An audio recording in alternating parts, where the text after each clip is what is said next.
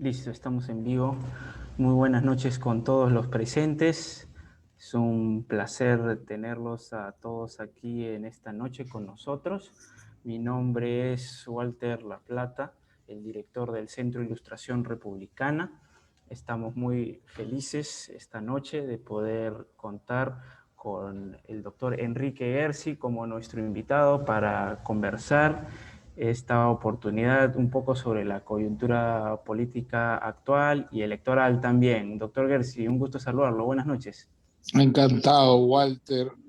Quiero en primer lugar agradecerte a ti y a Martín Portillo por esta invitación al Centro de Ilustración Republicano, que se ha convertido en un baluarte en la lucha por la libertad, y a todos ustedes por su presencia.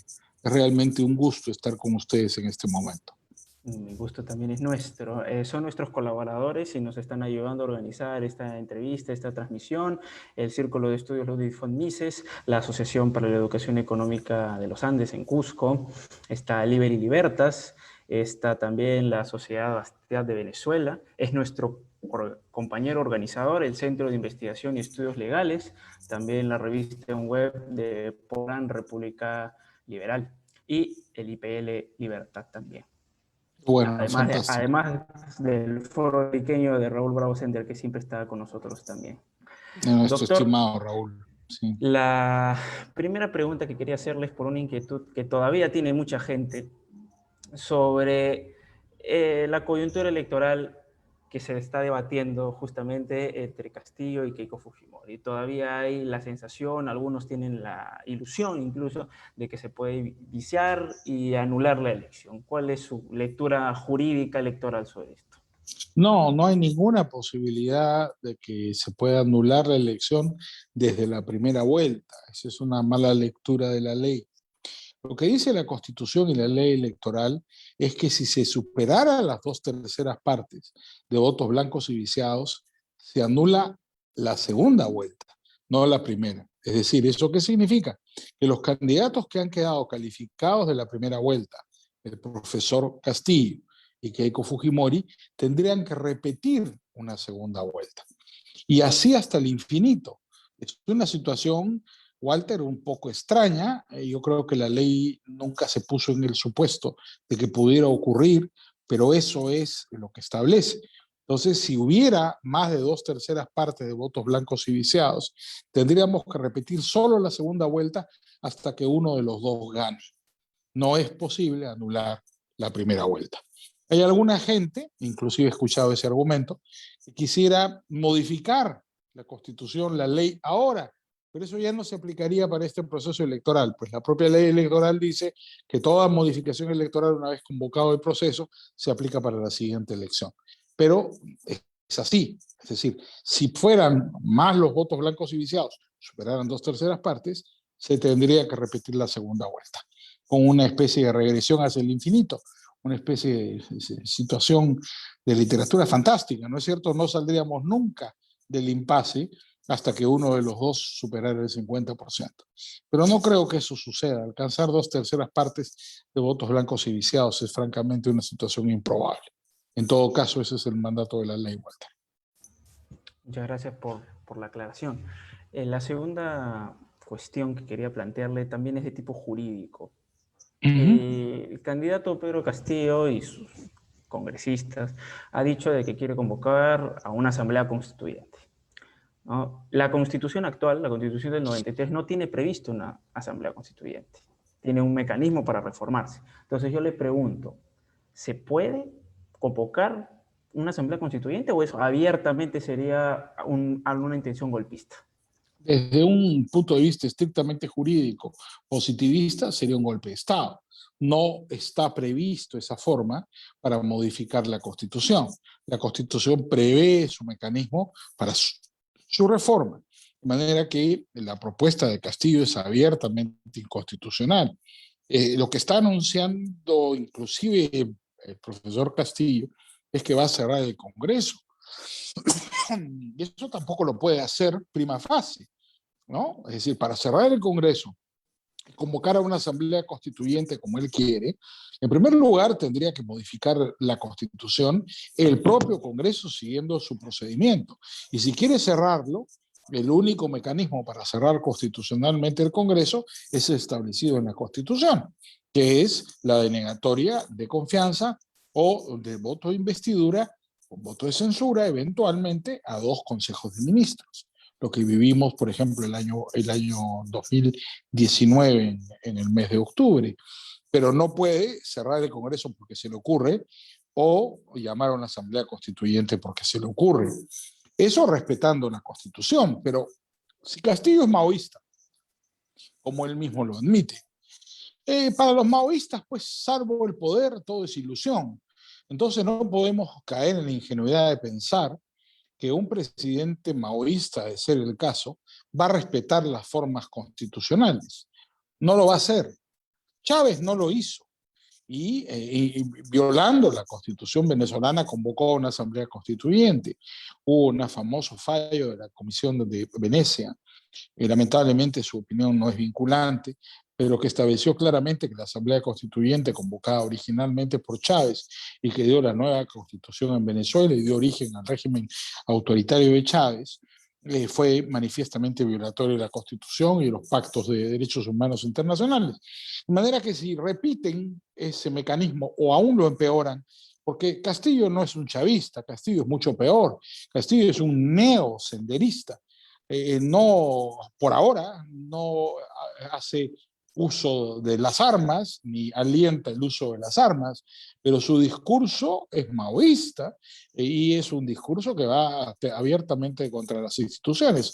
He visto hoy día unas declaraciones suyas en las que anuncia que debe desaparecer la Defensoría del Pueblo. Ya en el pasado dijo que había que cerrar el Tribunal Constitucional. Entonces está muy claro, yo creo que es una gran ingenuidad, hay gente que cree que puede dialogar con Castillo. Castillo no va a respetar el orden establecido. Si él gana, va a imponer una asamblea constituyente y va a imponer la disolución del Congreso. Claro, la pregunta ahí es, ¿contará con la fuerza para hacerlo? Porque para disolver el Congreso necesitas la fuerza y para eso requieres a la Fuerza Armada. Las Fuerzas Armadas o las fuerzas policiales se van a prestar a un golpe neosenderista en el país. Yo lo dudo, pero ese es el gran peligro, la gran amenaza que tenemos en este momento, por lo cual creo que es importante que los demócratas, en lugar de conceder, sepan poner claramente las cosas en su sitio y combatir activamente la propuesta del profesor Castillo, que no es otra cosa más que pretender aprobar por referéndum popular en una elección un régimen autoritario. Es lo que Marx llamaría el 18 de Brumario de Luis Napoleón. ¿No es cierto? Es llegar al poder democráticamente y utilizar las ánforas para destruir la democracia. Eso es una dictadura aquí y en cualquier parte del mundo. Perfecto. Justamente ligado a eso, hay muchos que están diciendo, ¿no?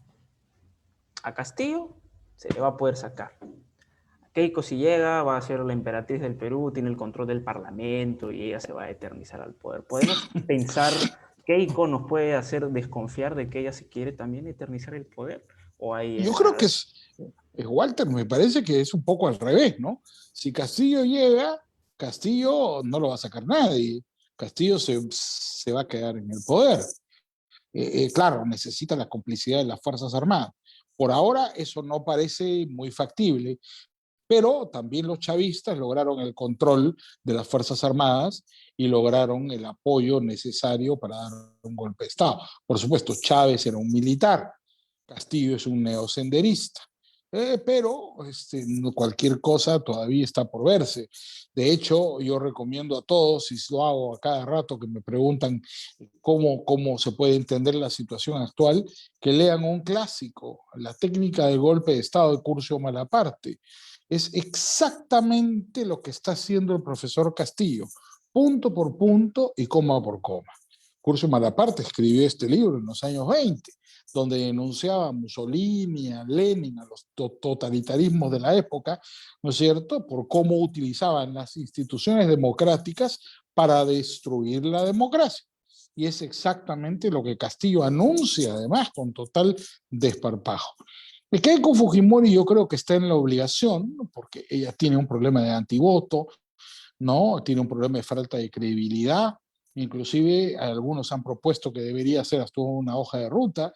En cualquier caso, como le querramos llamar, Keiko tiene la obligación de ratificar su compromiso democrático y la única manera de llegar a gobernar con estabilidad es gobernar con un frente, porque la mayoría parlamentaria del Congreso, como ya sabemos, es una mayoría de centro derecha.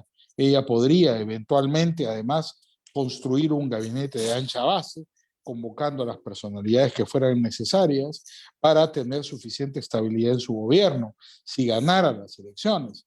El punto está en que, por lo menos si le vamos a creer a las encuestas, hay una gran diferencia todavía entre el profesor Castillo y Keiko Fujimori. Hay mucho voto indeciso, mucho blanco viciado, hubo mucho ausentismo en primera vuelta. Esto podrían ser factores que alteren y, por supuesto, como sabemos, en el Perú la gente se decide a último minuto, entonces también basta ver cuál es el desarrollo de la campaña. Para mí, Keiko prácticamente no ha empezado su campaña, ¿no? He visto inclusive que López Aliaga anuncia que comienza él una campaña propia en Jauja a partir del día de mañana y que va a recorrer toda la sierra peruana, apoyando a Keiko Fujimori, combatiendo, como él dice, el comunismo. Entonces, claro, yo creo que la campaña recién va a empezar y van a ser 6 semanas durísimas, donde la utilización de las redes además va a ser sumamente importante. Entonces, creo que todo está por verse, depende de cómo plantee cada uno su propia estrategia, pero me queda claro que Castillo está anunciando lo que va a hacer porque él quiere tener la legitimidad democrática para después dar el golpe de Estado. Él va a decir, mira, yo no oculté nada. Yo dije que iba a cerrar el Congreso, dije que iba a expulsar a las empresas extranjeras, que iba a nacionalizar las minas, la agroindustria, los bancos, las compañías de seguros, que iba a echar de aquí a todos los inversionistas extranjeros, ¿no es cierto? Y lo va a hacer. Que voy a cerrar la Defensoría del Pueblo, el Tribunal Constitucional y el Congreso. Si él ganara por una votación importante, él va a decir que ha sido plebiscitado. Entonces va a utilizar la fuerza política que le va a dar un triunfo electoral para llevar a cabo un golpe de Estado. Por supuesto, si ganara por muy poca votación no lo va a poder hacer, pero él en este momento está convencido de que va a ser una avalancha de votos, si no, no se radicalizaría, pues. En el manual del candidato está escrito, ¿no?, que si tú quieres ganar la segunda vuelta, te corres al centro. Él no se está corriendo al centro, él está cada día más rabioso, cada día más radical, hasta maltrata a la prensa, tiene un nivel de agresividad no visto. ¿Por qué? Porque él cree que ya ganó. Si no, se estaría corriendo al centro. Y él cree que va a ganar además por una avalancha. Por eso se radicaliza. ¿Ha hecho un buen cálculo? No lo sé. De repente se está equivocando. De repente termina asustando al electorado. Eso puede ocurrir. Pasó el año 90 en una campaña de la que yo participé. Un mal cálculo electoral te puede llevar también a perder una elección. Doctor, justamente en ese punto que usted toca, muchos dicen, ¿no? ¿Y cómo podría ser Keiko para jalar ese voto de la sierra, ¿no? Porque uno lee cómo fue la primera vuelta y Castillo tiene prácticamente a la sierra, ¿no? ¿Cómo podría Sí. llegar ella a ese sector? ¿O las redes, la televisión, qué otro método podría utilizar? Mira, Walter, felizmente no soy asesor de Keiko. Voy a votar por ella por primera vez. Lo reconozco hidalgamente. Yo soy, como tú sabes, gallosista y nunca he votado por el fujimorismo. Esta es la primera vez que lo voy a hacer y lo voy a hacer con convicción porque creo que hay que salvar la democracia. Pero respondiendo a tu pregunta como un puro ejercicio teórico, yo no tengo ninguna relación con la maquinaria fujimorista, ¿no? Ellos son un partido importante, saben lo que hacen. 3 veces consecutivas han llegado a la segunda vuelta, no creo que necesiten muchos consejos. Pero, ¿qué haría yo? ¿no? En primer lugar, aprovechando la tecnología que te permite buscar objetivos pequeños, el famoso micro-targeting, buscaría dirigir mensajes específicos, distintos para cada región, para cada departamento, inclusive para cada provincia. Te pongo un ejemplo. Creo que los asesores, la mayoría de los asesores políticos están pensando en atacar los blancos, los viciados, ¿no es cierto? Y al ausentismo, ¿no? Y piensan que ahí, en ese bolsón de indefinición, puede haber un espacio para que Keiko crezca. Puede ser. Yo he hecho una idea más. Si yo tuviera la responsabilidad, yo además de hacer eso, yo atacaría el sur furibundamente. ¿Por qué? Primero porque tecnológicamente es posible, por ejemplo, dirigir mensajes a Tacna, un mensaje distinto a Locumba que a Tarata, ¿no es cierto? Podría dirigir mensajes a Moquegua, dirigir mensajes a cada región de Arequipa, a Puno.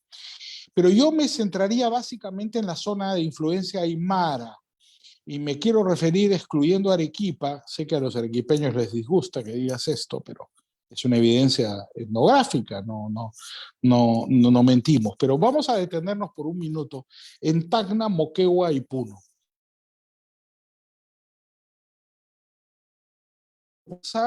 Para combatir eficazmente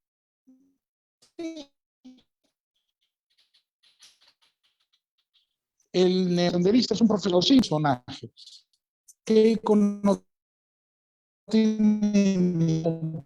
Doctor, no se le está escuchando bien, está fallando pues ese es un Ah, escucho bien. ha fallado un poco su señal, no se le ha ¿Sí? escuchado ¿Fallado? sí, no se le ha escuchado ¿Ahora me la última escuchas? parte. Sí, ahí está mejor. No se le ha ¿Desde qué escuchado parte me quedé? hace como unos 30 segundos atrás. Bueno, mira, a ver si arranco de ahí. Yo haría mensajes, por ejemplo, para Puno, Moquegua y Tacna, bien diferenciados. Por ejemplo, Tacna. En Tacna tenemos un tema que es sacrosanto y que debe ser aprovechado. El profesor Castillo ha dicho en una conferencia en Bolivia, con una conferencia bastante confusa, cuyo video ha transmitido Milagros Leiva, y no veo que esté siendo utilizado electoralmente en Tacna, que la salida al mar a Bolivia debe ser por Tacna.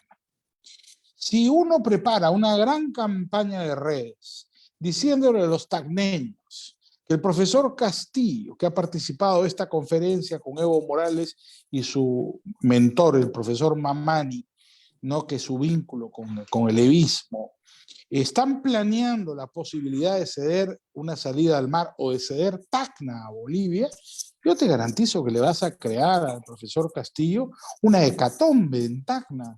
Porque para los tacneños, mi familia es medio tacneña, pertenecer al Perú es un tema de sangre, de sufrimiento. Los tacneños han padecido su incorporación a la patria. Ahí tienes un mensaje. Y si yo estuviera en la campaña de Fujimori, ya estaría mandando 4 millones de mensajes por las redes cada día a Tacna con el video. No hay nada más que inventar. Transmitir el video de la conferencia en la que estuvo Morales, para que los tacneños vean que los quieren entregar a Bolivia. A los moqueguanos, ¿qué les puedes decir a los moqueguanos que les interese? Es muy pequeño, pero es la tierra de mis antepasados. Lamentablemente yo también soy de la ola moqueguana, pues que Vizcarra nos desacreditó, pero yo reivindico Moquegua y lavo la bandera. ¿Qué se puede hacer en Moquegua? Bueno, algo muy sencillo. No hay peor empleador que las mineras chinas. El ejemplo de Marcona es aterrador. Lo que va a ocurrir si el señor Castillo gana las elecciones es que van a tomar las minas de cobre, y esa es la verdad de toda esta elección, los chinos. Castillo quiere entregar toda la minería a los chinos.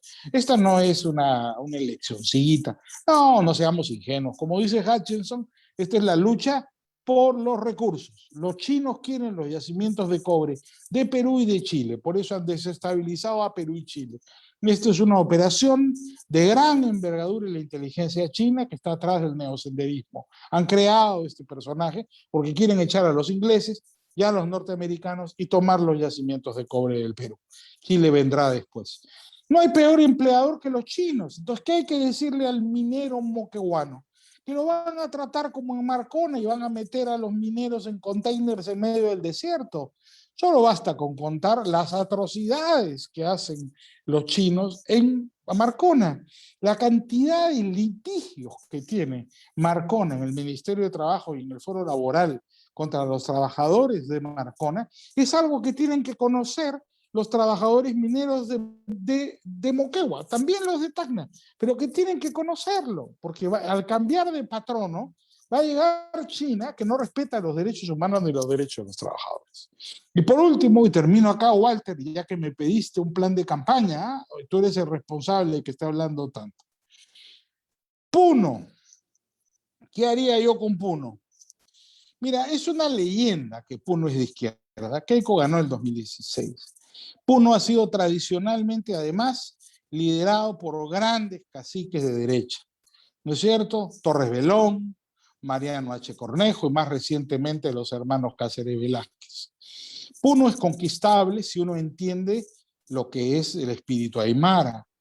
El aymara no es quechua, el aymara es un hombre de negocios, muy desconfiado. Cuando hay una revolución en Puno, que hay a cada rato estas revueltas, no queman el banco de crédito, queman la SUNAT.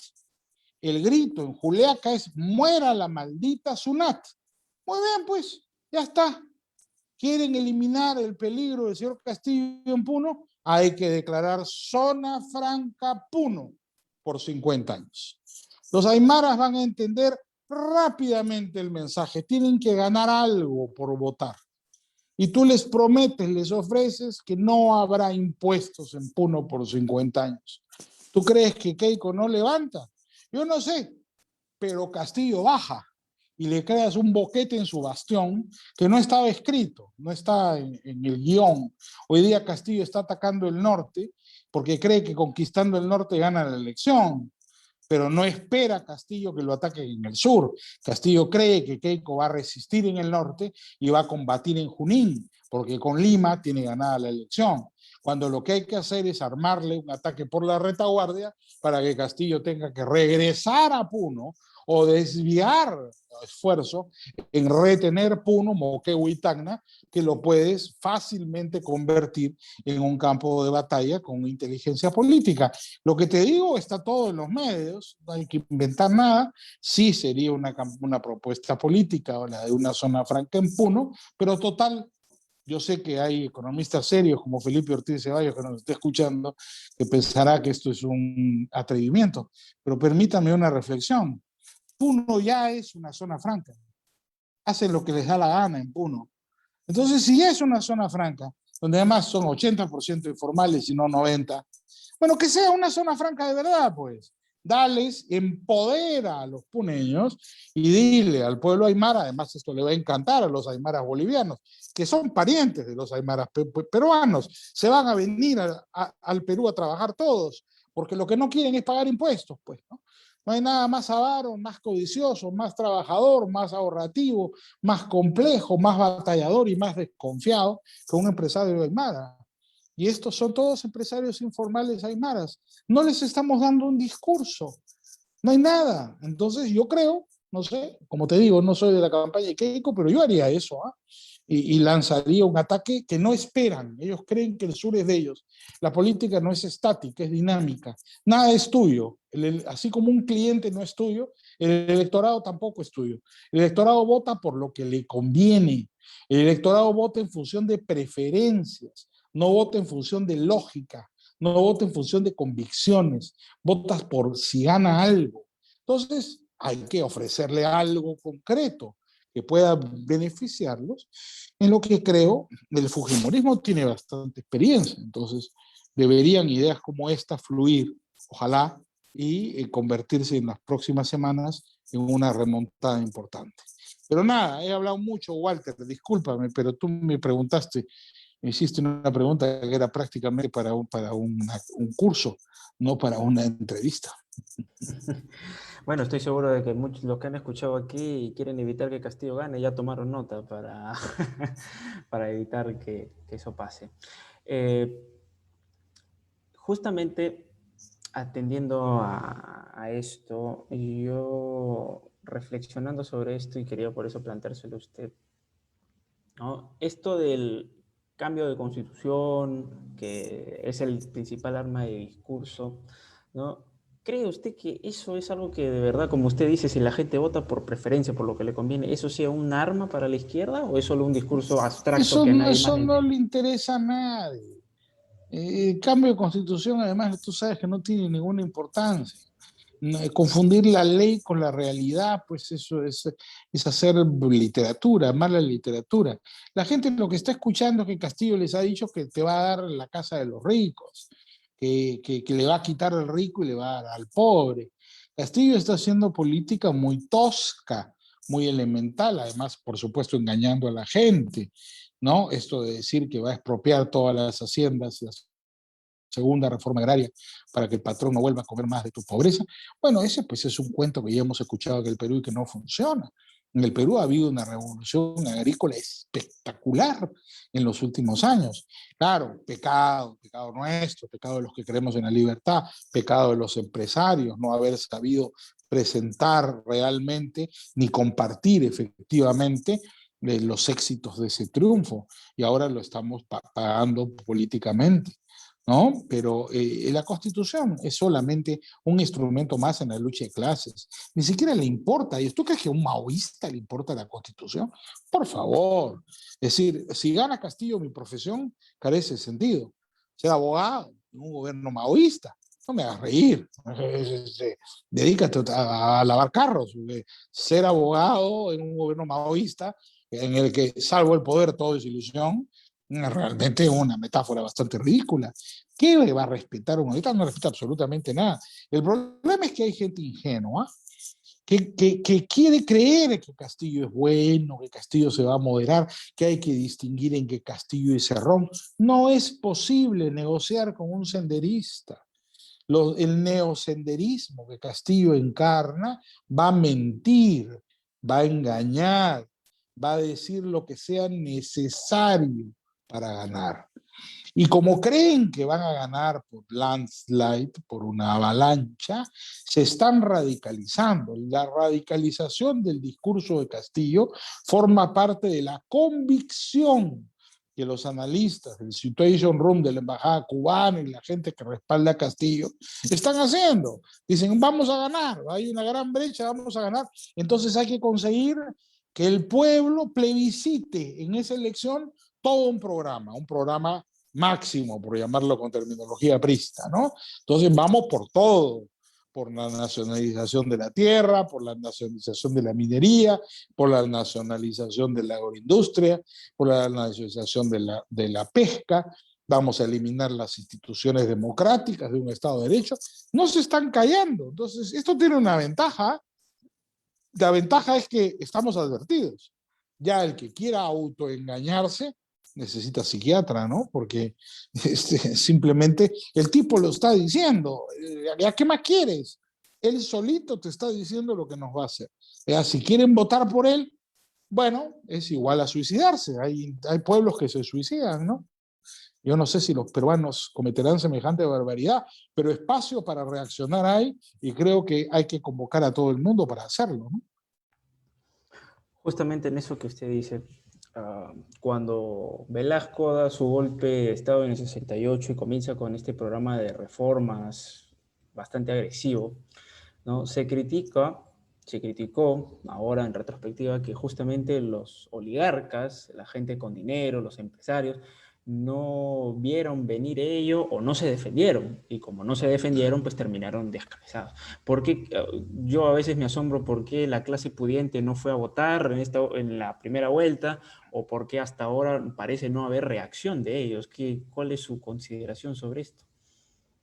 Bueno, mira, se arrepentirán el resto de su vida, ¿no? Es decir, todas estas personas que se fueron a Miami a vacunarse y no votaron en primera vuelta, ya son responsables de esta segunda vuelta.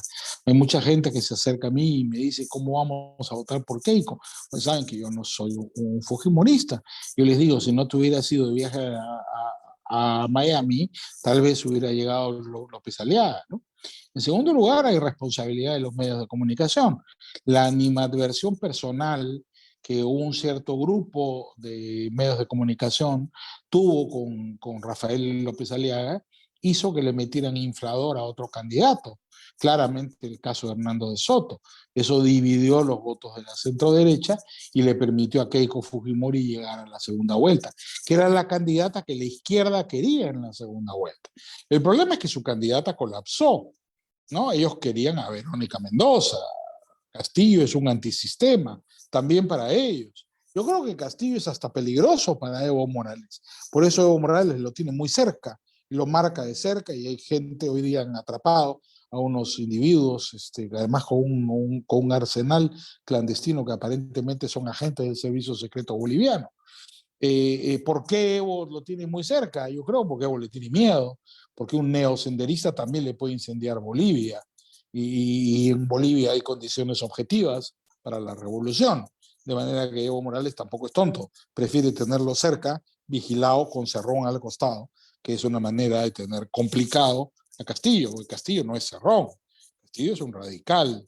Ya lo ha explicado Basombrío, se ha pasado, además está en las redes, infestado, la declaración que Basombrío hace el Congreso el 2017 a raíz de la huelga del SUTEP, particularmente del CONARE, donde él explica quién es Castillo. En esa época nadie lo conocía, y es un senderista, es un neosenderista. Él no le ha disparado a nadie, no ha formado parte de Sendero Luminoso, pero él forma parte de una generación que ha recreado la lucha popular, ¿no? El pensamiento Gonzalo de otra manera. Pues no deja de ser una atroz paradoja el hecho de que 30 años después de su derrota militar pueda Sendero Luminoso tomar el poder democráticamente en el Perú. Y eso es responsabilidad de los demócratas, ¿eh? Que hemos permitido que eso suceda. Entonces, hoy día hay gente que tiene miedo, pero todavía hay mucha gente que no quiere votar.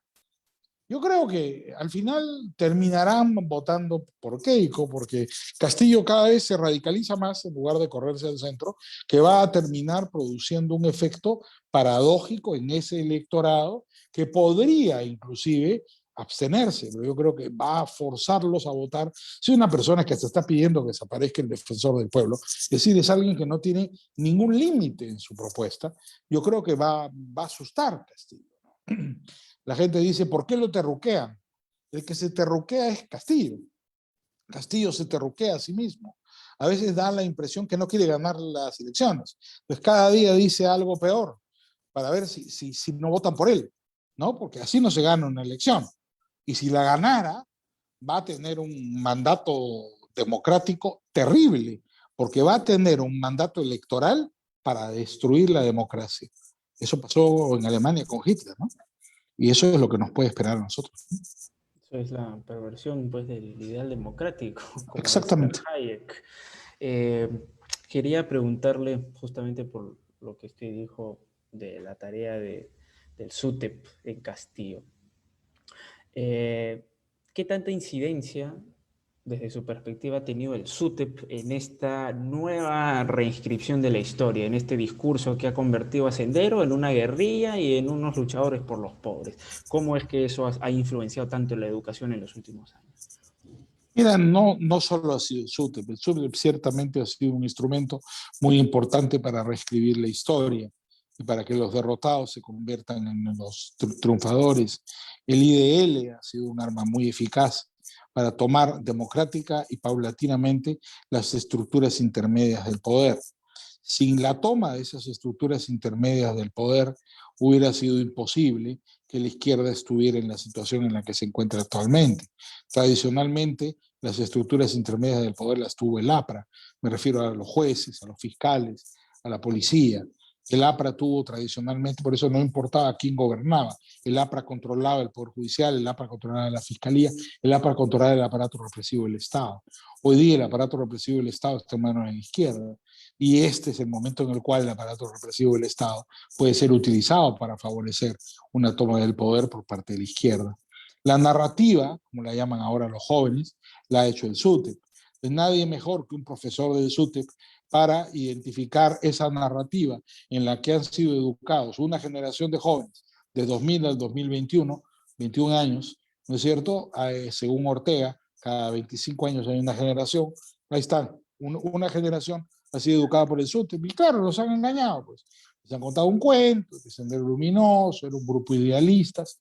Nadie sabe lo que pasó. Hablas con un joven de 18 años o de 15, 17 años, uno que vota 18 años, no tiene la menor idea de lo que ha sucedido en el Perú. No saben ni quién es Abimael Guzmán, tienen una idea completamente equivocada. Nadie les habla de lo que pasó. Es simplemente para ellos una situación absolutamente desconocida. Entonces, claro, el profesor Castillo sabe perfectamente eso y ha acomodado un discurso muy elemental, ¿no es cierto?, muy básico, en un mensaje simple, muy tradicional de la izquierda maoísta, que es refundar todo porque nada sirve y le voy a quitar a él y te voy a dar a ti. Tú no tienes nada, tienes un mundo por conquistar. Es en buena cuenta la síntesis del programa de Castillo, que es la esencia del programa izquierdista, desde que Marx empezó con el marxismo, ¿no? Ahora, como usted bien ha dicho, todo este control que ha tenido y ha copado la izquierda en las instituciones del Estado, ¿ahí habría alguna forma, obviamente no sería a corto plazo, pero a largo plazo, de poder ir revertiendo aquel control político? Bueno, simplemente, digamos, eso se ha debido hacer hace mucho tiempo, pero no le hemos prestado atención. Los empresarios, los intelectuales, los profesores, todo el mundo se dedicó a ganar plata y pensó que ya la libertad se había conquistado. Y es un grave error, ¿no?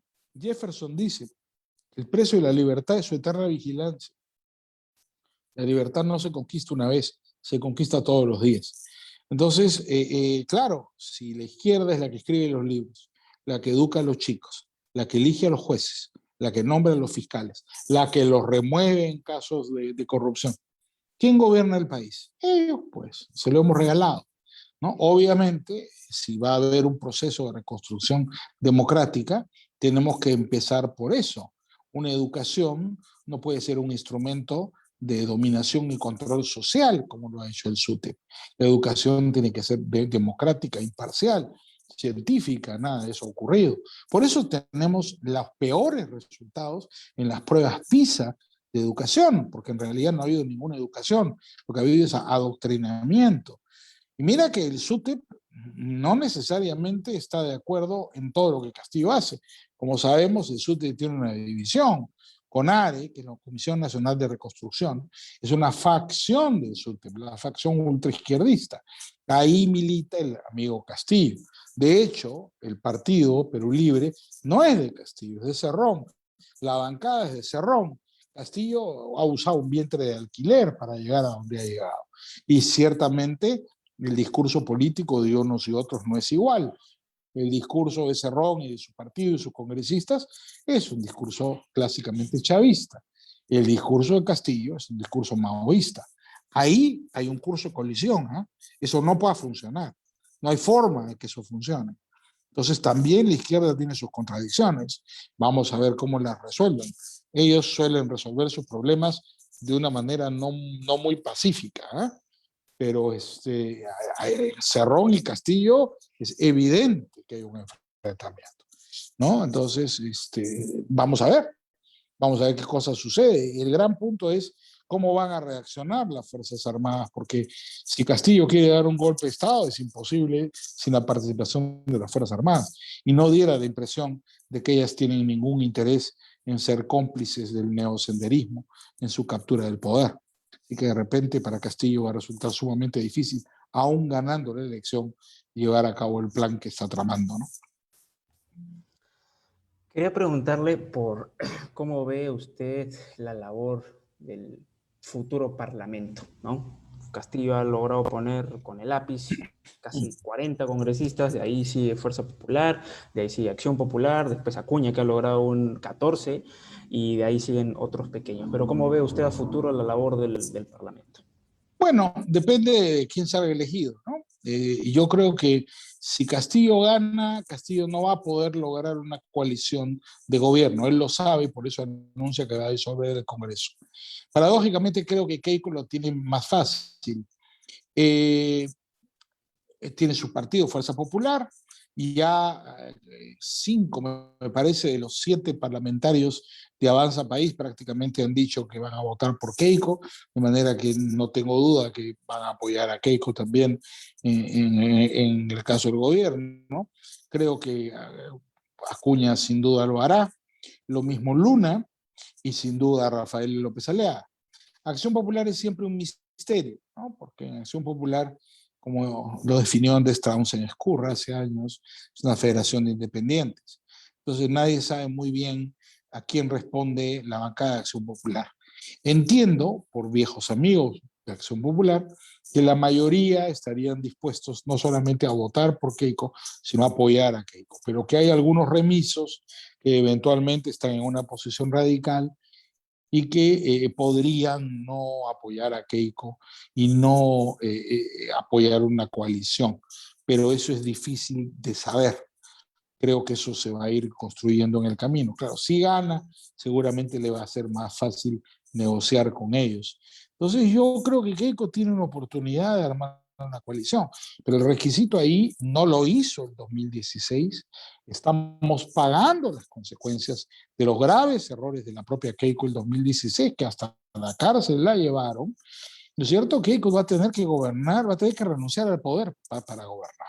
Es decir, esta es una paradoja. Ella va a ganar las elecciones, pero va a tener que renunciar al poder, nombrando un gabinete de ancha base, multipartidario, presidido por alguna personalidad que le dé confianza al país y que además esté listo a enfrentar los golpes que va a pretender dar la izquierda radical si perdiera las elecciones y que pueda, de una manera convincente, llevar adelante, además, el terrible desafío de la pandemia, porque en el Perú, como dice Philip Butters, todos los días se cae un avión, mueren más de 300 personas diariamente.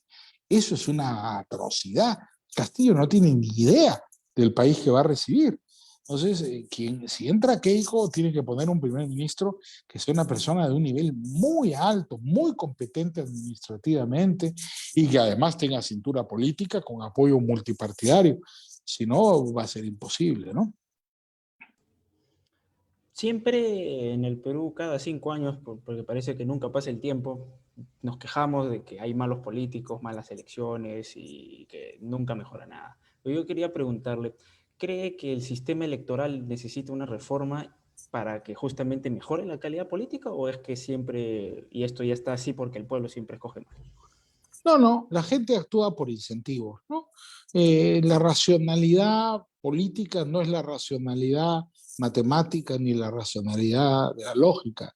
La gente no vota pensando en la lógica, sino pensando en la lógica de la preferencia, ¿no? Entonces, la preferencia, el gusto, ¿no? A una persona me gusta este candidato, me gusta este partido, eso no tiene nada que ver con la lógica, no es ni verdadero ni falso, tiene que ver con la preferencia. Entonces, tenemos que entender que el sistema electoral está guiado por preferencias.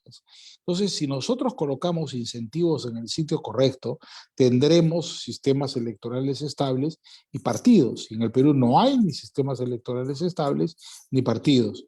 Entonces, algunas de las reformas constitucionales, que algunas tienen que hacerse, van, yo diría, en dos capítulos. El primero, el capítulo de la organización política del Estado. Yo eliminaría para siempre 3 cosas. En primer lugar, los vicepresidentes. No sirven para nada salvo para traicionar al presidente. En segundo lugar, eliminaría el voto de investidura y el voto de censura. Simplemente no habría un sistema con una separación y equilibrio de poderes bastante más rígida. Y en tercer lugar, eliminaría la disolución del Congreso. Estas instituciones, sobre todo las dos últimas, el voto de investidura, el voto de censura y la disolución del Congreso, son propias del parlamentarismo. No somos parlamentaristas, somos presidencialistas, semipresidenciales, si ustedes quieren, porque hay primer ministro.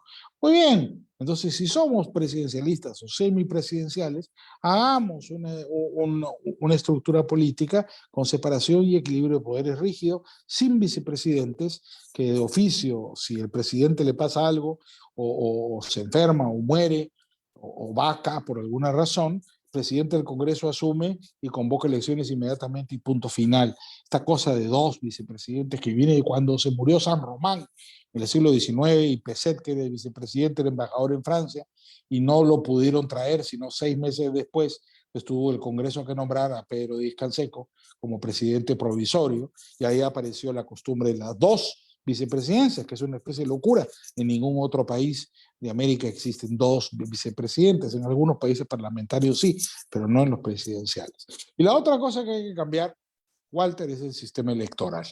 Este sistema, ¿no es cierto?, de distrito electoral múltiple con cifra repartidora a dos vueltas, donde eliges al Congreso en primera y eliges al presidente en segunda, es un delirio. Eso no sirve, no funciona. ¿Qué provoca? Provoca que no haya partidos políticos porque no ganas nada de ir juntos en un partido. Todo el mundo se aventura a conseguir algo y negocian después en la segunda vuelta algún tipo de beneficio, algún tipo de privilegio. Entonces no hay incentivos para hacer grandes partidos. En cambio, si tú tuvieras un sistema uninominal, ¿no es cierto?, por voto mayoritario y no por proporcional, lo que tendría son grandes partidos.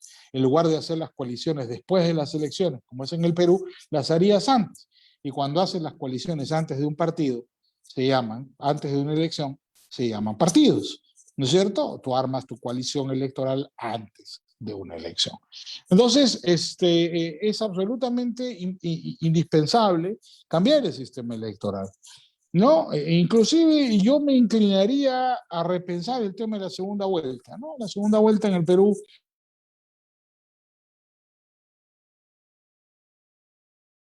Su micrófono, doctor, se ha silenciado. Se silenció su Me, micrófono. Ahí perdón, está. me atrevería, te decía, a pensar también el tema de la segunda vuelta. Jaime Althaus hizo una propuesta muy interesante, que se eligiera el Parlamento en la segunda vuelta y no en la primera vuelta.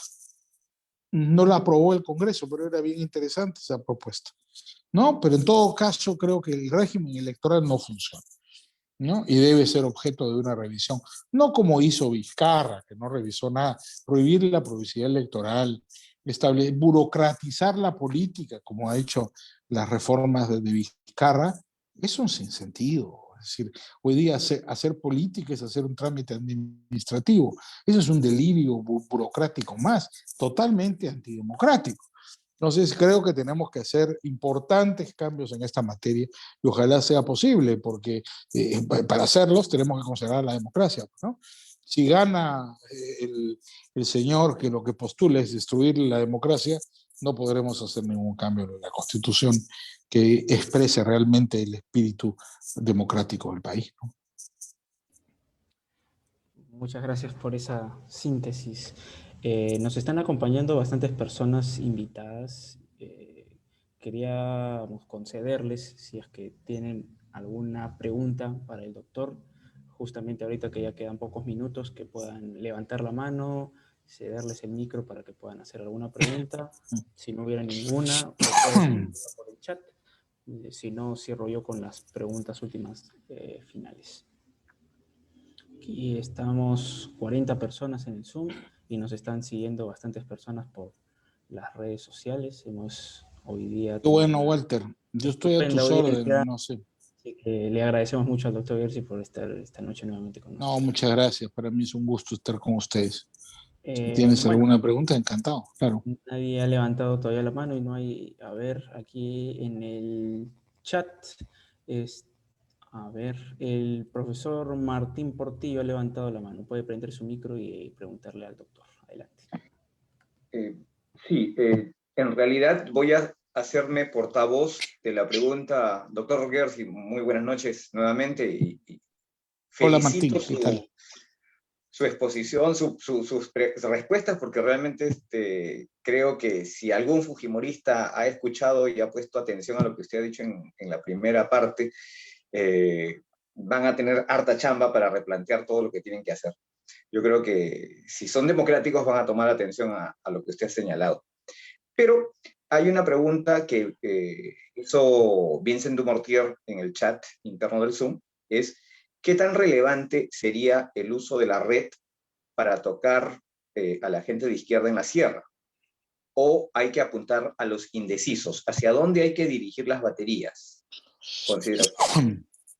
Yo creo que hay que ir a los dos, ¿no? Los indecisos son, pues, evidentemente indecisos. Entonces, ese es un grupo objetivo al cual nos tenemos que dirigir. Sobre todo hubo mucho ausentismo. Entonces, ojalá en esta oportunidad no haya ese nivel de ausentismo. Conspira contra la participación popular el miedo a la pandemia. Yo lo entiendo, pero hay que ir por protegido, doble máscara, si es necesario este impermeable de plástico, ¿no? Guantes y todo lo que sea necesario para protegernos, pero nos estamos jugando el país, no podemos entregar el país por no ir a votar. Inclusive hay que correr el riesgo de la pandemia por salvar la libertad. Según la gente especialista en redes, yo no lo soy, pero escucho con mucha atención a algunos de ellos, chicos muy jóvenes, muy inteligentes, algunos amigos de mis hijos que me han dado una explicación sobre cómo funciona este tema de los algoritmos. La penetración de las redes en el Perú es muy grande. Y así, a través del Big Data, del estudio de la información que existe a nivel de las redes, es posible una penetración no solo urbana, sino rural. Todo el mundo tiene un celular.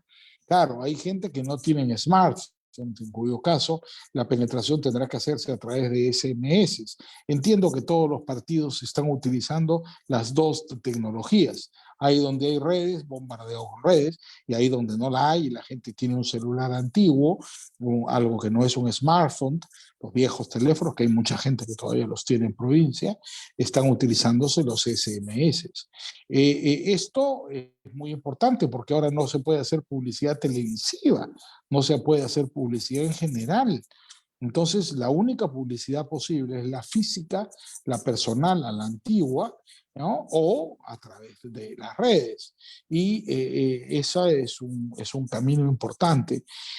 Castillo demostró que en el Perú, cuando la noticia se riega, es posible rápidamente convertir a una persona desconocida en un fenómeno político.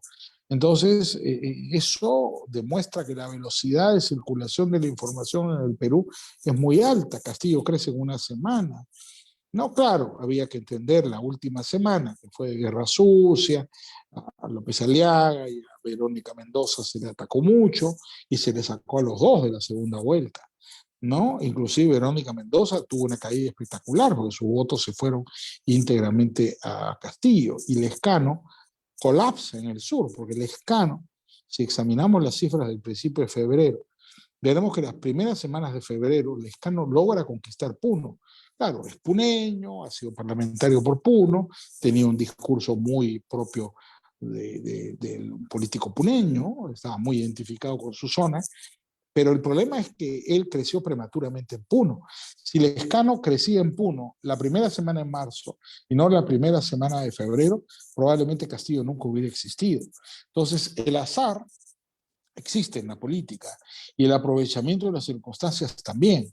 Entonces Castillo ha llegado a donde está y se ha convertido en un fenómeno político, muy diferente al de Fujimori, ¿no? Por el otro día me preguntaban en qué se parecía y Fujimori fue un fenómeno limeño que se extendió a provincias como las olas de una piedra que cae en una laguna, ¿no? Las ondas, fue un fenómeno centrífugo, ¿no? Del centro fue yendo hacia provincia.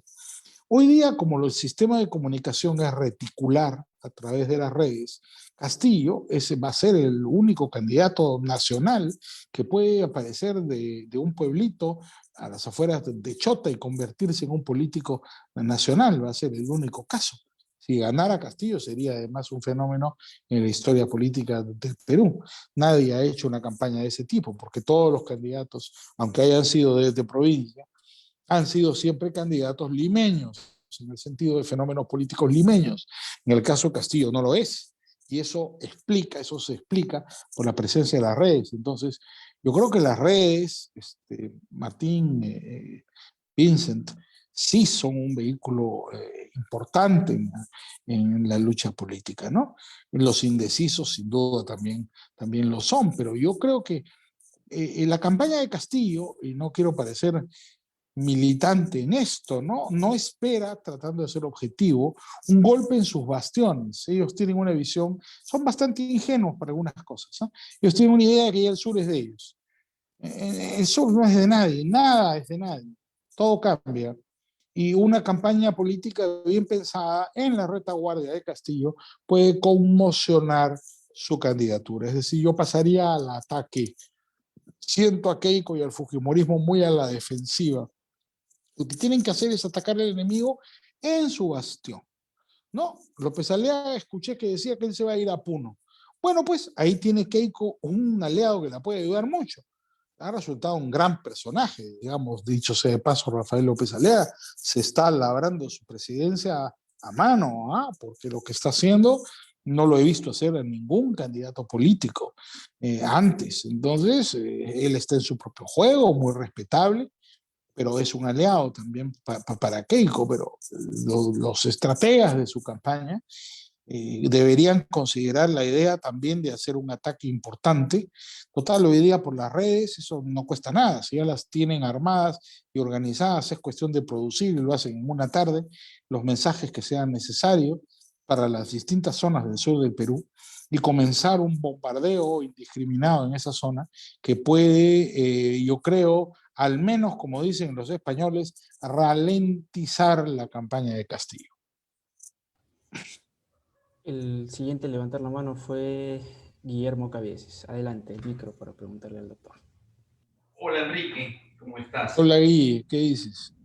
Y, oye, una pregunta. Yo creo que la dinámica del comunismo y esa organización no funciona, y creo que Keiko tendría que tratar de representar alguna suerte de cambio, ¿no? Porque creo que hay un segmento de voto blanco que quiere votar por un cambio de cualquier tipo y la ven a ella como el establishment. ¿Tú crees que hay alguna forma de que ella pueda crear una narrativa así, o crees que ya esa batalla la tiene perdida porque es demasiado parte del establishment político? Dos comentarios, Guille. Yo creo que si Keiko gana va a ser por el terruqueo. Yo no estoy de acuerdo con las observaciones de algunos muy apreciados amigos míos, periodistas, gente de opinión seria y respetable, que dice que no, que terruqueo hace daño. Si Keiko gana va a ser por terruqueo. Y esa es la verdad. Tiene que causar miedo, pánico y pavor. El shock que nos hizo Alan García a nosotros fue devastador. Y hasta ahora no estoy viendo que lo hagan. Están jugando todavía con este tema. Y este hombre es de Sendero Luminoso, no están terruqueando nada. Están diciendo la verdad. Ya el cambio en Canal 4 y en el comercio me hace pensar que ellos están pensando en una campaña ya distinta, este cambio de línea editorial importante, ya lo estás viendo además en las primeras páginas del comercio. Vamos a ver qué pasa. Para responder a tu pregunta directamente, yo creo que Keiko es una profesional, tiene tres veces ha llegado a la segunda vuelta consecutivas, eso no lo ha hecho ningún político, ¿ah? La gente que menosprecia a Keiko no es de mi simpatía, como ustedes lo saben, ya lo dije, pero hay que reconocer una cosa, llegar 3 veces consecutivas a la segunda vuelta no es fácil, ¿eh? Hay que tener algún talento político. El fujimorismo existe, el fujimorismo es una maquinaria política envidiable, tienen personeros en todo el Perú, y yo creo que el fujimorismo no es nada, entonces es capaz de desempeñar cualquier narrativa. Simplemente tiene que haber la persona indicada, no sé a quién han contratado de asesores, están diciendo que hay un grupo de asesores nuevos que construya la narrativa indicada. Yo creo que Keiko representa el papel que sea necesario representar. Yo creo que Keiko no es ni de derecha ni de izquierda, sino todo lo contrario. Keiko es la política pura, ¿no? Si alguna crítica se le puede hacer es que le falta la pasión del padre, ¿no? Porque el padre puede ser un caudillo, el padre era un demagogo, ¿no? Eso no lo tiene Keiko. Keiko es ultra seria, pero creo que Keiko puede representar cualquier papel. El punto es que su campaña sea capaz de crearle un personaje. Ella no, ella, como todo el Perú la conoce. Ellos dieron por supuesto que ese ya era el personaje, tal vez nunca pensaron llegar a la segunda vuelta, pero Keiko frente al profesor de escuela en su caballito, está como disminuida. Su personaje lo conocemos, es el personaje de la política profesional, la hija del expresidente, que más bien tiene una serie de problemas de tipo judicial y tiene un antivoto enorme. Ahí ella tiene que trabajar eso y tener un mensaje convincente, pero no sé si lo podrán hacer. Ahora, creo que ella es capaz de representar cualquier papel, ¿eh? Lo que pasa es que tiene que decidir cuál va a hacerlo, ¿no? Ella no tiene absolutamente ningún inconveniente en representar el papel que le indiquen, pero su esquina, que espero sea eficiente, tiene que tomar una decisión, pues, cuál es el papel que ella quiere representar, ¿no? Muchas gracias, doctor, por su tiempo, sus respuestas. Hemos cumplido con la hora establecida para esta entrevista. Han llegado más preguntas y hay personas que seguro han quedado con ganas de hacerlas. Lamentablemente el tiempo es tirano y se nos ha terminado. Le otorgo, doctor, un minuto para que pueda cerrar, darnos una conclusión, una reflexión final de mira esta segunda vuelta. Bueno, en primer lugar, darles las gracias. En segundo lugar, qué pena que hayan quedado preguntas, pero mira, si hacemos otro seminario, yo no me corro, ¿ah? Así que yo encantado de la vida. Cuando quieran, seguimos conversando. Me encanta estar con ustedes, me encanta conversar con todos. Además, creo que es indispensable estar presente y defender un punto de vista. ¿Qué les diría para cerrar? Solo una cosa. Como decían los viejos maoístas de mi época, resistir y combatir. Veo un montón de gente preocupada, asustada, algunos hasta con miedo. Esta es una batalla en la que efectivamente nos estamos jugando nuestra libertad, nuestro patrimonio y nuestra patria. No la podemos perder, no nos podemos dar el lujo de perderla. Entonces tenemos que enfrentarla con valentía y con interés. Y yo diría que el objetivo debe ser elegir a Keiko Fujimori aún a pesar de ella. Y ese debe ser un objetivo en que todos nosotros colaboremos muy activamente. Aunque Keiko no colabore, no que tenemos otra alternativa. Porque si caemos en manos del neosenderismo, el exilio o la prisión será lamentablemente el lugar donde nos volvamos a reunir. Muchas gracias nuevamente. Muchas gracias a usted, doctor. Para cerrar y para poder anunciar los siguientes proyectos que tenemos, le dejo en la palabra al fundador del CIR, el profesor Martín Portillo. Bueno, muchas gracias, estimado doctor Enrique Gersi. Complacido y emocionado también porque con esta entrevista hemos iniciado la campaña del CIR en coordinación con el CITEL, Salvemos Nuestra Libertad. Y creo que usted ha cerrado precisamente con el lema de esta campaña, que es nuestra campaña de cara a la segunda vuelta, no con ánimo proselitista político. Quiero que eso quede bien claro por el tenor de algunas preguntas o comentarios que he podido revisar, sino porque nos preocupa sincera y francamente la situación en la cual vamos a quedar los ciudadanos de este país. Y creo que usted ha sido bastante preciso al señalar los riesgos, más allá justamente de las condiciones políticas de los candidatos. Hay todo un panorama, todo un contexto que los envuelve, ¿no? Y mañana quiero invitar a los asistentes que nos acompañan hoy día al evento que tiene que ver más con las propuestas económicas, las falacias económicas en las propuestas de gobierno. Va a estar a cargo especialista el doctor Guillermo Cabieses, ¿no?, a quien también saludo porque nos ha acompañado esta noche, y confío en que podamos revisar el sábado el tema de la posibilidad, la conveniencia o inconveniencia y los mecanismos para una asamblea constituyente o reforma constitucional que estará a cargo de dos juristas, ¿no?, el joven Lucas Gersi y el no tan joven, pero también mucho más joven que yo, por cierto, abogado, doctor en Derecho por la ciudad de Ica, por la Universidad San Marcos, Raúl Bravo. Ambos el día sábado nos acompañarán para tocar el tema de la reforma constituyente o la asamblea constituyente. Así que esta campaña, que la hemos denominado Salvemos Nuestra Libertad, es en realidad el inicio, ¿no? Y estoy seguro, doctor Gersi, que con usted vamos a tener una segunda vuelta, ¿no? Por las preguntas que han quedado aquí. Y nuevamente mi agradecimiento a todas las instituciones que nos han apoyado el día de hoy para iniciar este ciclo de entrevistas y conferencias que esperamos puedan ser de utilidad para tomar una decisión serena y sopesar las condiciones en las cuales nos encontramos hoy y a las cuales queremos llegar mañana. Muchas gracias, doctor, y a todos los asistentes. Gracias. Gracias a ustedes. Buenas noches. Buenas noches con todos.